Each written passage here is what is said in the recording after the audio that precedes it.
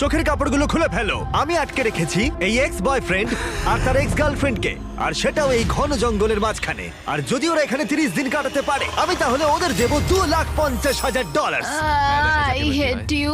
Grant আর Ashley একটা সম্পর্কে ছিল, তারপর গ্র্যান্ট ন্যাশনাল টেলিভিশনে এই সম্পর্কটা ভেঙে দেয়। তোমায় আমার একদম ভালো লাগে না। আমি সব থেকে সেরা। ক্যাম্পে তোমাকে স্বাগত। ও নো। ও আমি এসো, ওকে এসো। চিনি। আমি একটুখানি মিথ্যে কথা বলেছি। এখানে তুমি আর তোমার এক্স গার্লফ্রেন্ড শুধু নেই, এখানে তোমার 5 জন এক্স গার্লফ্রেন্ড রয়েছে। তাহলে চলো এক্সদের সাথে দেখা করে আসি। দেখা করে ভালো লাগলো। এটা অদ্ভুত। 30 দিন পরে যারা এখানে টিকে থাকবে তারা ভাগ করে নেবে ওই $2.5 লাখ। আমাদের এখন কিছু কাঠ জোগাড় করতে যেতে হবে। যাই হোক, দেখা করে ভালো ঠিক লাগলো। আছে, তাহলে সবাই মজা করো। আমি যখন এখানে এসে গেছি, তাই আমি ভাববো আমি এখন সম্পূর্ণ একা, পুরোপুরি একা। সম্পর্কে কেউ কিছু ভালো বলবে?